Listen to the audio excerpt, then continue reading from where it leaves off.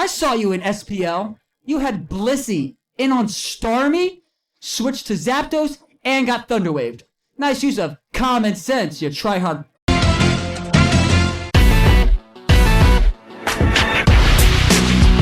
Yeah, what it do, YouTube? It's your boy Eli the Rebel. Welcome to the first episode of SPL Center. That's right.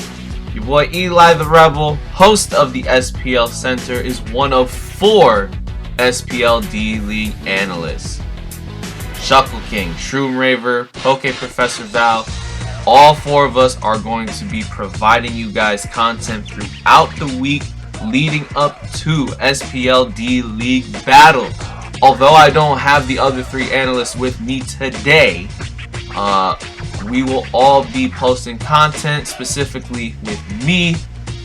Episode 2 of the SPL Center will be a recap of week 1 battles. So, stay tuned for that.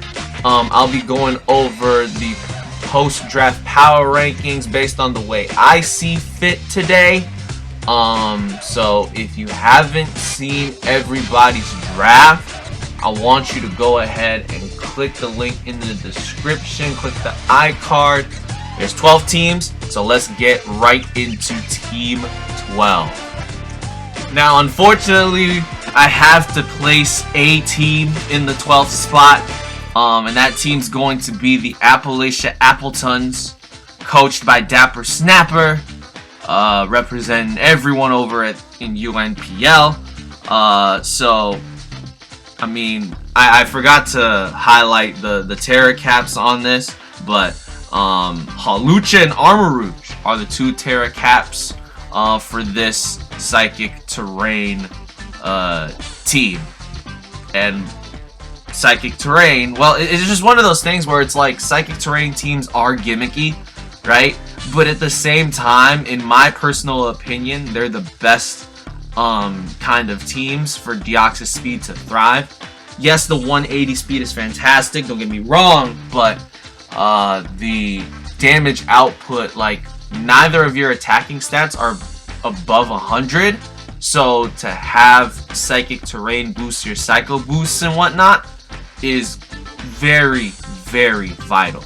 I will say though, it has pieces, it has the correct pieces for a Psychic Terrain team. Obviously your setter, obviously Terra Armor Rouge, Terra Halucha are great. Iron Crown also is very, very nasty in terrain as well. Again, the downside of also drafting Psychic Terrain teams is drafting multiple Psychic types. You probably have the best Dark Resist in the game in Tinglu. The best Shadow Ball switching is all in one package, along with a Shadow Ball immunity in DD, right? I don't like the Azumarill on this. I really don't.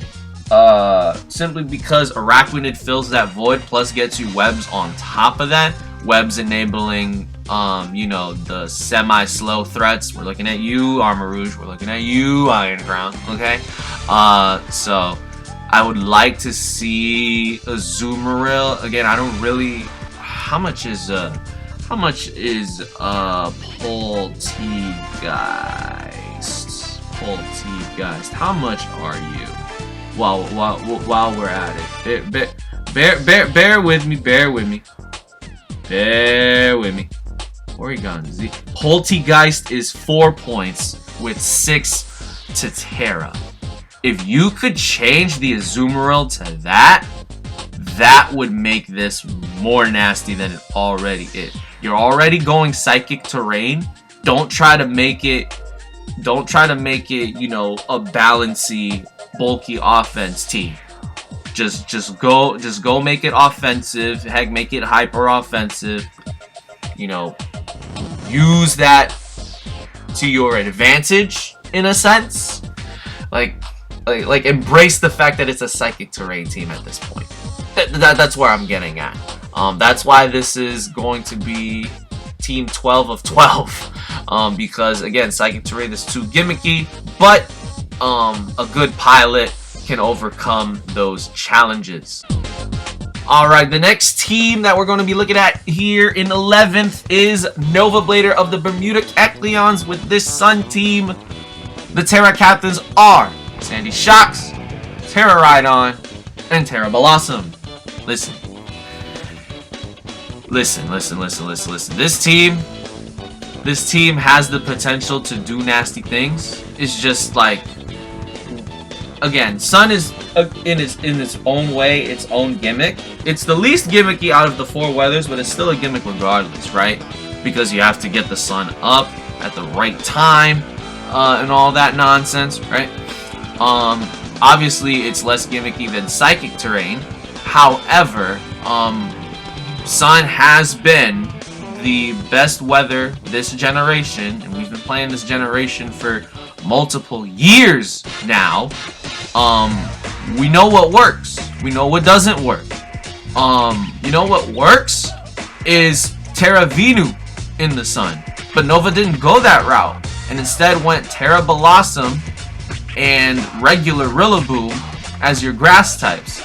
Now, granted, I understand that you don't want your grass type being neutral to Earthquake, right? I understand that, right? I see the vision, but again, passing up on a powerhouse like Terra Venu in the Sun is absolutely mind-boggling to me, right?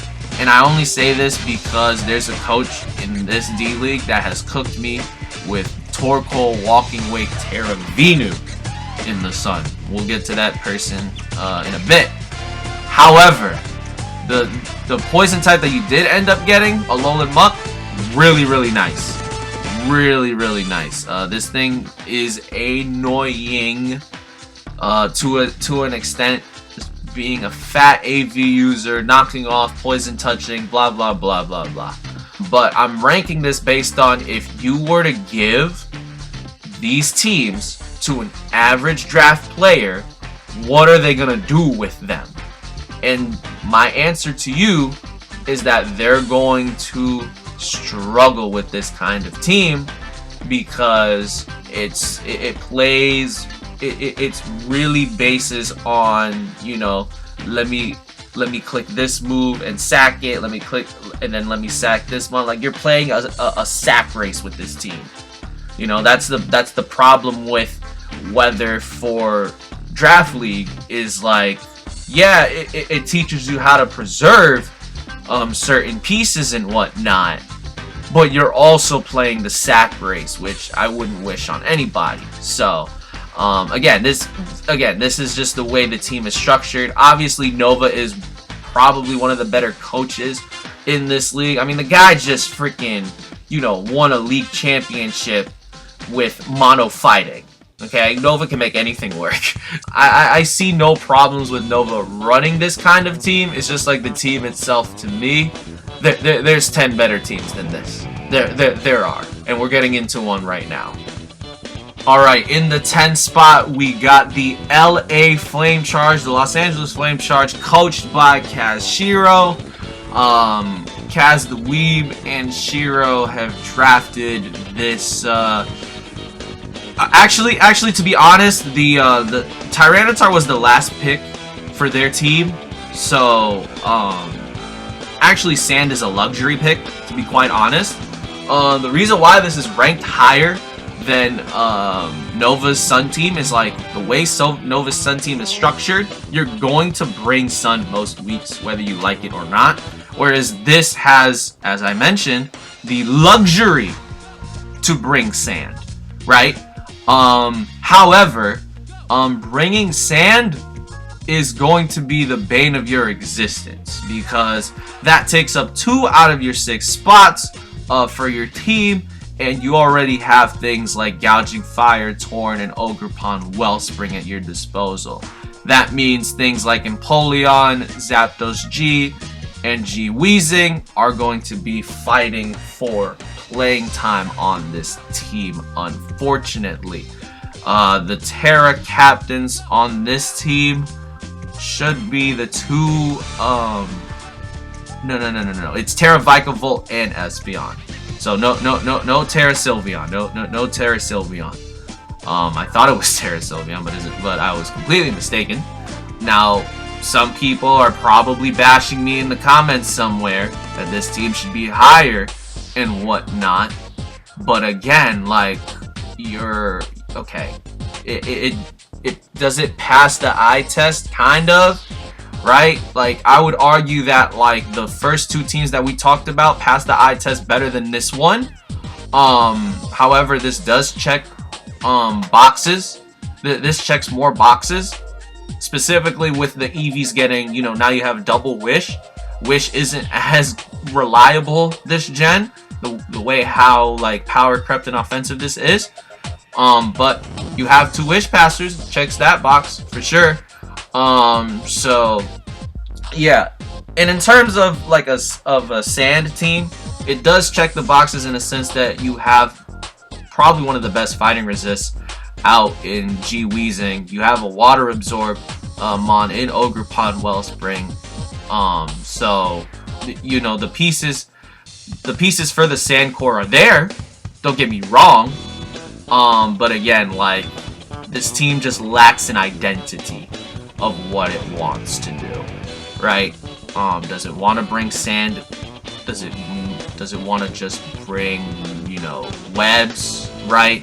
There's a lot of different avenues that this wants to go at, which normally would be a good thing, but as the user, it might not be as simple as you think.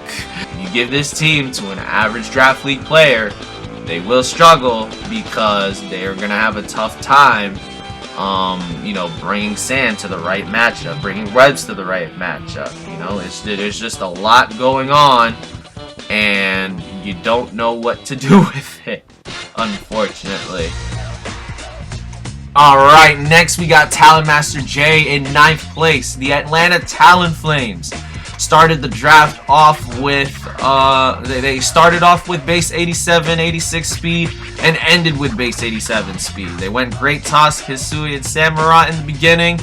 Ended up having, you know, after Terra Hydreigon, after Terra Delphox, they got enough points to get themselves a Baxcalibur for fun. So again, much similar to Kaz and Shiro, their luxury pick was Tyranitar to complement Excadrill. This luxury pick is Baxcalibur. Baxcalibur doesn't have snow, however, it does have web support from Ribombee. Ribombee being the fastest web setter out right now. This is way better, you know, in terms of like an identity, like what the identity that Kaz and Shiro lacked, Talonmaster J makes up for here. You want to get up, you want a hazard stack, and you wanna like unlock you know, Specs Delphox or Specs Zapdos, Specs Hydreigon for Boulder to clean. Now granted, the reason why this would be a little higher is if that Gengar was Pecharunt. If the Gengar was Pecharunt, this would be way higher, but like, again, like, you weren't going to get Pecharunt, so Gengar was drafted round 7. You weren't going to get Pecharunt by then. But you went with Hisui and Samurott, who actually you could make a case, you could argue that it is the best utility mon in the game, as if, you know, Great Tusk isn't the best utility mon in the game. You know, Hisui and Samurott, you could argue, is a top 5 utility mon in the game. Whatever it, you know, draft is all about, you know, moveset diversity. Hisui and Samurott and Great Tusk do all that, which is great. And that's probably also why this is higher than Kaz and Shiro's team, is because like there's not a real one-trick pony on this team. Whereas like if you go back to Kaz and Shiro's team, they, you know what they're gonna do for the most part. There's no super crazy sets that would surprise you, right? Overall though, this team is nice. It has a purpose. Again, Terra Hydreigon, Terra Delphox are gonna go stupid with web support. With T-Wave support from both Registeel and Zapdos. Zapdos especially being static, so you can spread paralysis that way, slow the game down for those two Terra Caps. Very nice team for someone, for a VGC player. This a nice singles team, I cannot lie. Alright, next team we're going to be going over in the 8th spot is the Arkham City Delibirds, coached by A12. We go from a team that can have, set diversity to a team that has set diversity with the exception of one Mon. Yep, that's right. Chansey is unfortunately, we all know what Chansey wants to do, right? I understand that, you want a bulky normal with rocks and things of that nature. That's cool. But was this team really Shadow Ball weak to begin with? You have Double Dark and Weavile Grimmsnarl. You have a Corv that can mirror armor, Spadef drops back, right? You can, Okidogi's a good Terra Dark Mon, to be quite honest with you. It's pretty good. Pretty good. But yeah, I don't know if this is the way to go about it. The other Terra Captain, believe it or not, on this team is Toxapex. It is not Jolteon, so non-Terra Jolteon on this team is I guess. But if you're gonna go the 2 Terra Cap route as opposed to 3, you want 1 offensive, 1 defensive Terra Captain. Pex, I don't know how often Pex is gonna Terra, but it could have some niches if you're really weak to ground 1 week. But again, are you really weak to ground when you have Corv and Lottie? Not really, to be quite honest. And you can offensively pressure them out with Ice Shards from Mamo and Jet Punches from Palafin. In terms of, the ground types. This team looks like it's going to be Screens offense, which is great for Terra Okidogi, because the problem with Terra Okidogi is it's gotta bulk up a little bit to get itself going. But with the screen support, you get more free turns out of that, right? You have so many screen setters, as we alluded to in the draft live stream. Eventually Grimm's probably going to be the main one, but Gold and Latios can do it as well, in terms of screen setting. Oh, and Jolteon to an extent, I think. Corv, not so much. It's very slow, compared to the other screen setters on this team. But, this team, you could argue that this team could be lower than Kaz and Shiro, but, I'm not, because, it has the blend of offense and defense that you want. We know it has a clear identity compared to Kaz and Shiro. It's just that Chansey is holding it back from top 5. I hate to say it. Alright, in 7th place we got Diatite of the Minnesota Lycan Wolves. The 2 Terra Captains on this are Basculegion and Pheasantipity. This team is interesting because, unlike the 2 weather teams that we showcased earlier, this could have been a 3rd weather team. However, as Poke Professor Val pointed out in the draft stream, this team doesn't really need rain. Yes, it would enable Basculegion and Archaludon, but outside of that, that's it, right? It does mean that we're going to see Basculegion female most weeks, unfortunately, but again, Diatite can make it work. The Hisuian Avila cannot Terra, so I'm not sure what this is doing here. I would have loved to see a 3rd Spadef Mon replace Hisuian Avalugg. So your Fizdef Mons are going to be in the forms of Iron Hands, Lando T, Archaludon, to switch into physical threats. For special threats, you have Blastoise and Terra Pheasantipity. A third Spadef Mon would round this out. I understand why you took it. You needed a second spinner. Because if you don't have a second spinner, you only have Blastoise to spin. How is Ogerpon Hearthflame gonna come in clean, right? It's a fire type that can't hold boots, so hazard removal is a must. M-U-S-T, must. On top of not needing rain, you know, these are 3 water types. You know, essentially, Greninja doesn't really operate as a water type thanks to Protean. They can just, you know, click all the buttons and things like that and turn into different types. But again, you know, that's kind of like the bane of the existence of it all. Is like, if you're not Protean, then you could potentially bring 2 or 3 water types to a game. Which can be easily exploited out. So that's why this is a middle of the pack team, as opposed to a top 5 team.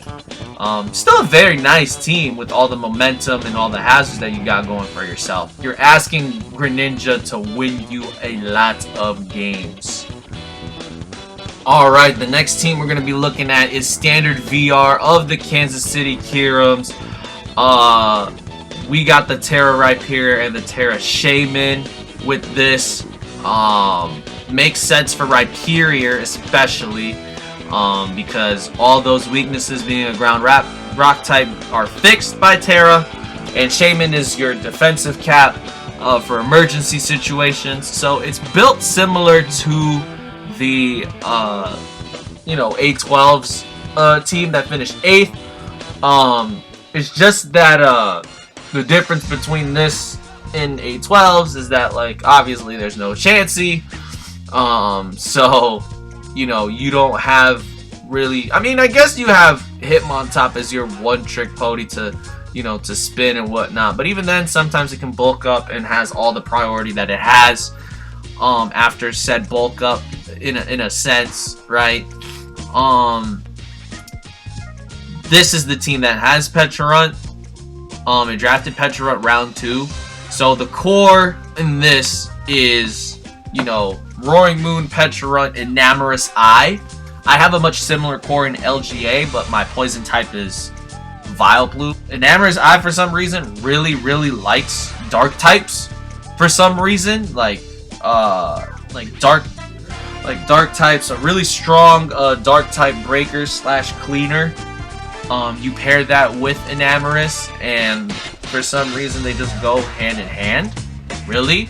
It's a tried and true core that's been tested. Like, Roaring Moon and Enamorous Eye has been making waves in the draft scene for quite some time now. After that, you know, you have your Defogger and Scizor.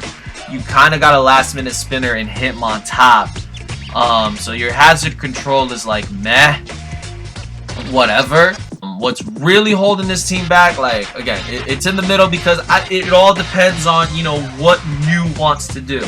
Now, granted, I think you have the defensive pieces to let Mew run offensive sets, because, like, Mew determines whether this team is going to play as a top 5 team or play as a bottom 6 team, right? It all depends on Mew, right? That's why this is here. If you can run many different things, great, okay? If, however, it's pigeonholed into, you know, being a rocks bot, a status bot, that's a problem. That's a problem. Mew is only good for those that are creative enough to unlock its true potential. I don't know Standard VR like that, so, you know, only time will tell. So, that's all I got for this. Up next, we have the top 5, starting with Grandmaster D-Ray and the San Diego Spirits. This team has all the tools that you need for a draft league team. Like, it has bulk, it's got offense, especially in the form of, you know, Terra Superior. You know, that always helps offensively. Terra Dondozo is the other Terra. There are real no one-trick ponies on this team, apart from Bundle, but, like, Bundle's damage output is just too much, right? And that's the thing with Generation 9 wall breakers, is just they do not have coverage.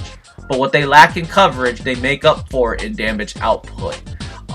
So Iron Bundle has snow support with Galarian Slowking, which is great. the thing that's holding this from, you know, being a top 3 team, you know, you don't have a physical breaker. You're gonna rely on Mien Shao to break for you. It's kind of suspect, right? You have physical cleaners, right? You know, you have Garchomp to physically clean. You have Tinkaton that could potentially clean up after an ST. Same with Zoroark, but again, Zoroark would prefer to run special sets anyway.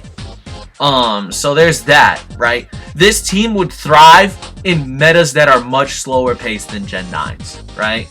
Now, granted, I've had this conversation with D-Ray before, where D-Ray understands the pacing a lot better than I do in terms of what the meta is right now. So, obviously, D-Ray can pilot this despite how the meta is. That's like the best way to describe it. I think that's the best way to describe it. It's just like, it'll get you some wins in the beginning, but then like people will catch on to what you're doing and eventually, you know, make you another 4-4 team or something like that. Now we go on to Dashing Sceptile and the Seattle Sigillus. Yes, the same Dashing Sceptile that cooked me in UNPL Academy with twice, actually. UNPL Academy twice with Terra Venu in the sun. We got we got a team here, a very interesting team. You went Iron Treads round 1, so you went with a utility mon round 1, which is quite interesting. But then you got Sneasler and Chi-Yu. Crazy breakers, crazy wall breakers. Or actually, one crazy wall breaker, one crazy cleaner. And then, as Poké Professor Vals mentioned in the stream, Rotom Wash is holding it down together because your top 3 picks are all EQ weak. Rotom Wash just says hi to EQ, to be quite honest. Shroom mentioned also in the stream, Terra Lycanroc Dusk is going to be scary. Okay, we can talk about Arboliva and Dusclops being secondary Terra captains, sure. That, you know, if you want to talk about that, fine. Terra Arboliva is fat. I don't want to talk about that any further. Bane of my existence. Terra Dusclops, I'm interested to see if that will even show up in games, but the team needed a spin blocker. Terra Dusclops fits the bill in a sense that like it holds the Eviolite. Can Terra out of its, you know, knockoff weakness, I guess, and spin block that way. But again, Shroom Raver, like, and I both agree that Terra Lycanroc Dusk is going to be very scary.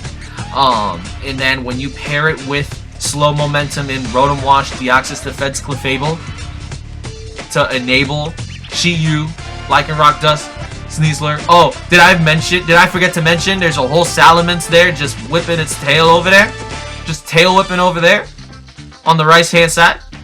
Yeah, this team is scary. We're getting into the very nasty teams now, folks. And this is no exception. Alright, we're moving very quickly here, towards the end here. Like, I'm recording this in the morning, so I need breakfast today. So TJ Boat of the Slow Brohemians. The Slow Brohemians have drafted some demons. Terra Espathra, Terra Braviary, absolutely insane. Because like I've never seen them in leagues before. They have been like Terra legal in leagues that I've been in, but I haven't seen them actually been drafted and used and put on teams. So that's gonna be exciting to watch, for sure. Now, you're probably thinking, how did this team end up being number 3 when you reached for Jirachi round 2 right after getting Meowscarada? Well, you went double water with Quaquaval Alomomola. That's how. Now, if this was me, I would have been very tempted to pick Skeledirge over Alomomola just to have the Paldea starter trio for the culture, but you didn't. Skeledirge would have hurt this team more than help it. So I'm glad that you went Aloe. Like, TJ's a better man than me for that, right? Obviously this team would have loved webs to enable Lando Eye and stuff like that, but you know what it lacks, it makes up for with, you know, the hazard control, the best wish passer in the game. Oh, you have two wish passers, actually. Jirachi's the OG wish maker, for gosh sakes. Rotom Spook is actually rising as a very, very slept on spin blocker. You know, with the low HP stat that it has, even if it gets knocked off, you can just pain split it back. You can just pain split back against the tusk forms. So there's that aspect to it. Overquill gives you spikes and T-spikes. Your 2 rockers are Rachi, 3 rockers, Rachi, Lando Eye, and Carbink. This team is number 3, but it has potential to finish as the top team. If Braviary and the Spathra pop off, they're gonna pop off and carry TJ to a number 1 seed. Conversely, you know, if they don't do as well as TJ would like, then, you know, this team will fall farther down the totem pole. But, you know, that's why we play the games, folks. That's why we play the games. Alright, and the second best team in this draft has to go to Lax and the Showdown Shoguns. For your first ever draft, this is insane. You have Showdown staples, obviously. You know, in Val, in Gliscor, in Scarm, and Terra Suicune. I wasn't able to say this on the stream, so I'm gonna say it now. Terra Crocoon! Terra Vincoon! Oh, I love this pick so much. The OG, you know, if there was anything to represent the Showdown community, it would be a Terra Suicune, right? I mean, we can also talk about Terra Conkeldurr a little bit. Again, it's similar to TJ Boat in a sense that, like, we've never seen Terra Conkeldurr really like that. But this team needed a physical wall breaker to complement Val, and Terra Conk can do that to an extent. Terra Fighting Mach Punch, Terra Normal Facade, blah blah blah, yada yada yada. We got Iron Moth for special breaking as well. We got a cleaner, we got Necrozma cleaning up, we got Ogerpon Cornerstone cleaning up as well. You have hazard control in Cyclizar and Defog Conk to an extent. So you can you can run like a defensive Terra on Conkeldurr sometimes, and just so that way it can defog a lot better. Not a single spot is wasted, right? Even the Sable I can do a number because it has T-Wave support, Encore support, Reflect Light Screen support, right? You would think that's the weak link out of this team, but it's not. Lax is going to have very, very good success in the D-League. If you were to put like all the Showdown players, all the best Showdown draft players, and all the Wi-Fi draft league players in the room, Showdown's winning 7 out of 10 times because they play so many games. They know the meta. In fact, they created the meta to the point where I've been waffling about what, you know, tried, true, tested cores and things like of that nature. That comes from the Showdown seed. The Showdown seed knows better than anybody else what pairs with what. So that's why TJ and Lax's teams are top 3, because they know what works, and they know, and they've built teams based on what works in the past. The number 1 team going into week 1 of the SPLD League is Kirby and the Toronto Raptors. Oh, this is top heavy. Like, this is the only team that has 9 months. Yeah, that's why it's number 1. No, but in all seriousness though, like, the way the meta is like, the top heavy teams, like, I'm in a league where, like, you have to draft 10 to 12 mons. And there's multiple teams that have 12 mon rosters. That, like, no.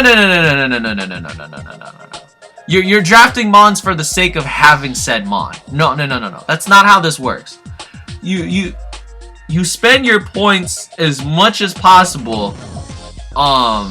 It says here, like, I'm looking at the doc on my phone, like, they have points left over to get a 2-pointer if they want to, but they didn't. That's how nasty this team is. This team is so nasty. Okay, I'm done after Klefki. I don't need anything else. Anything else would just be, you know, a mascot just chilling here for whatever reason, right? But they didn't. Like, top heavy teams that are, you know, that don't have a lot of members and roll compressed down to a T, that's the meta. That is what wins you games, what wins you playoff games, and what wins you championships, is getting mons that are going to do a job and you're not wasting roster spots, like having no dead roster spots. Because I fell victim to this all throughout Generation 8, where, oh, I needed, you know, to fill out the, you know, every single spot needs to be filled, you know, just for the typing and the purpose. No. Roles is more important than typing, and you can see that here. This team encompasses everything that Generation 9 draft is all about. You get the hazards up with Glamora and Klefki, and then you go into a threat and start going crazy. You start going crazy. Oh, and Metagross has rocks as well. Yeah, this team is gonna go places. This team is going to go places. Holy smokes. So now we're gonna show the teams with their you know, with their coinciding. So there's 4 head honchos in this. Yeah, there's 4 head honchos in this. So each team represents a faction. So the Appalachia Appletons represents New World Order. Bermuda Kecleons represents the Take Heart Foundation. The LA Flame Charge and the Atlanta Talon Flames both represents the Halucha Ring Party. So there's that, right?